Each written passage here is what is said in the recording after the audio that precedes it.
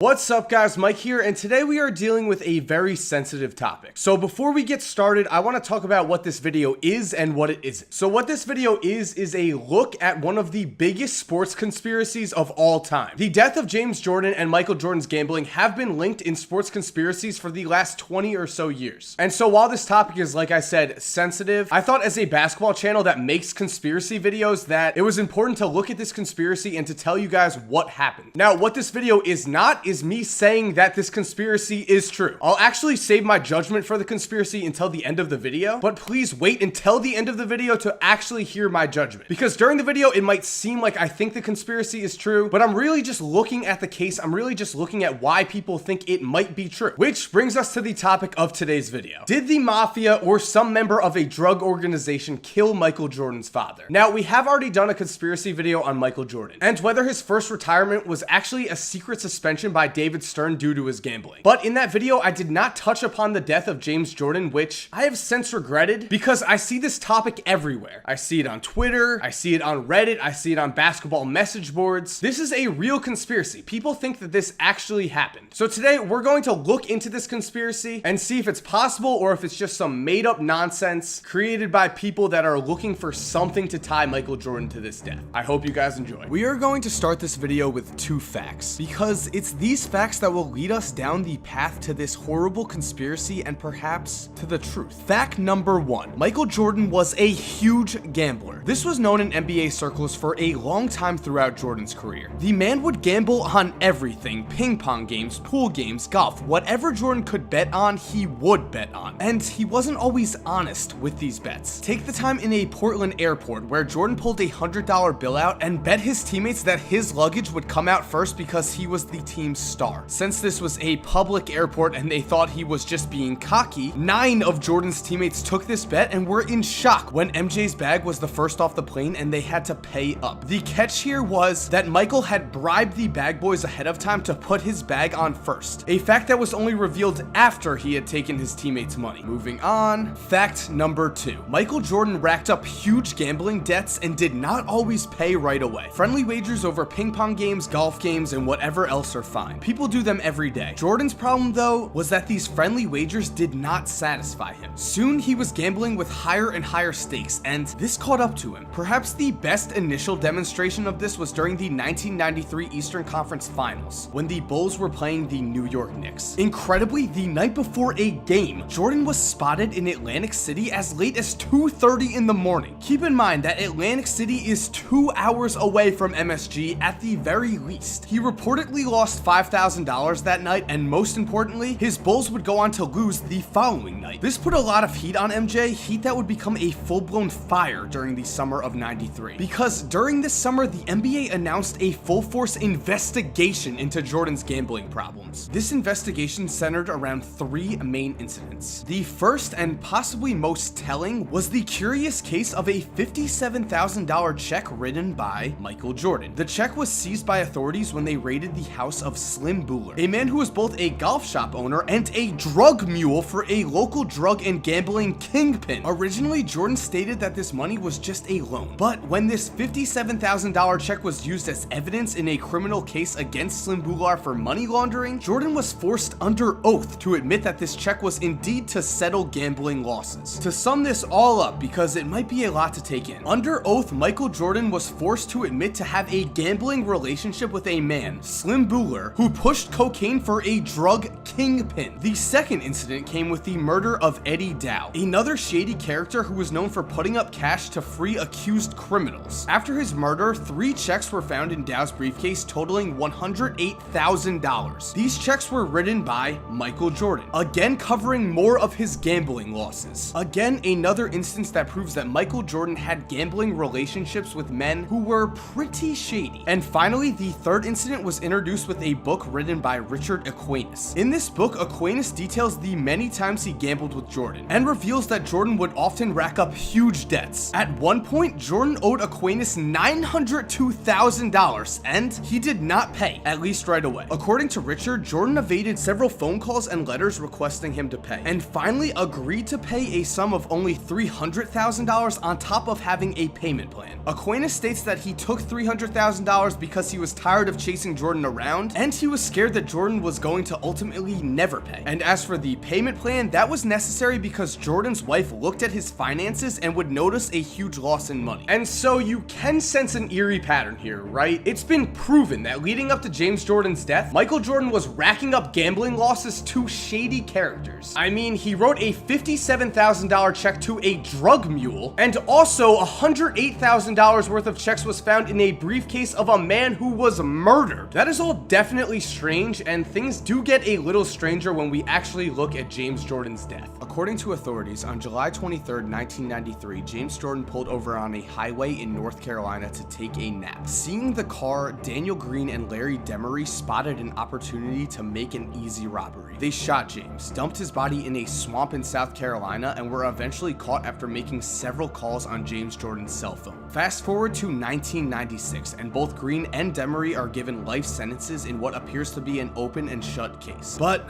here's where the conspiracy begins. In 1998, Daniel Green explained his side of the shooting. While in the original trial, Demery blamed Green for the shooting, Green had another story. He states that, "I did not kill Mr. Jordan, no sir. I did not kill him, that's cut and dry. It's not like I was even there when he was killed." When asked if he was upset that Demery blamed him, Green said, "I feel that both of us are pawns in a game." And everyone in prison says they're really innocent, right? Well, I think the weird statement here is that both of us are pawns in a game, because Green does admit to transporting James Jordan's body to South Carolina and to disposing of the body. What he does say though is that he was not the killer and that he was not even there for the shooting. And it appears that there may be actual proof that Green is telling the truth. Just this year, Green's lawyers have been calling for a retrial due to new proof being introduced in this case. Apparently, an outside audit of the state crime lab that provided the evidence that got Green convicted in the first place was found to have falsely reported information about blood evidence in 190 cases spanning from 1987 to 2003. One of these cases that was provided false information was the case of James Jordan's death. And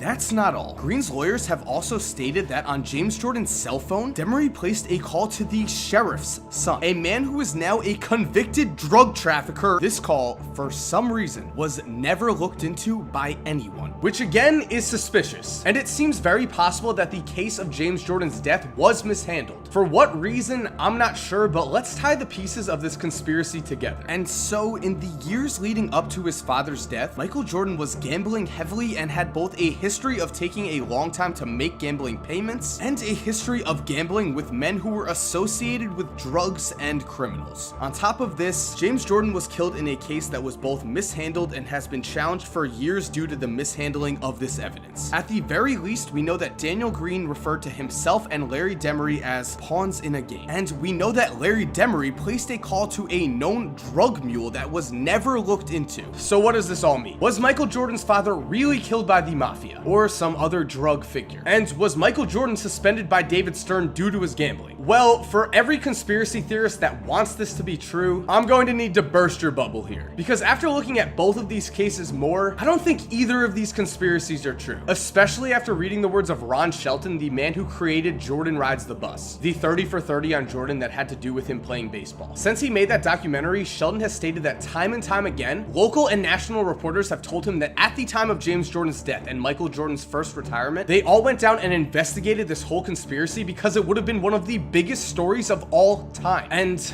no one found anything. On top of this, in the 20 plus years since this has happened, we still have no concrete evidence. So while things certainly do look a little suspicious here, I think James Jordan's death was just a horrible tragedy. And I think Michael Jordan's retirement was a reaction to that tragedy. James Jordan was Michael Jordan's best friend, his mentor, and most importantly, his father. So looking at this objectively, I think playing baseball for him was more than understandable. And so that about wraps up today's video, guys. Thank you for watching. If anything, I hope this video was a reminder reminder to actually really research every conspiracy that you hear. Don't just blindly believe things. I thought there might be a possibility that this was true until I really researched it, but after looking into these topics, there was just no real evidence. I mean, there was Jordan's gambling, and then his father's death and his retirement, and people wanted to just put them all together because it seemed like there might be something there. But when you really look at it, it doesn't actually look like there's something there, especially in the case of James Jordan. I literally found zero evidence that that was true. And so if you're new to this channel, I hope you do subscribe. I'm going to be doing more conspiracy videos like this. I'm doing NBA history videos. I am planning a what if that's supposed to be coming up soon, and I'm covering the NBA all season. So if you love basketball, make sure to subscribe. I'd love to have you. And if you are subscribed, thank you guys so much for watching. Thank you guys so much for your support. You know it means everything to me. And as always, guys, have an awesome day, and cue the music.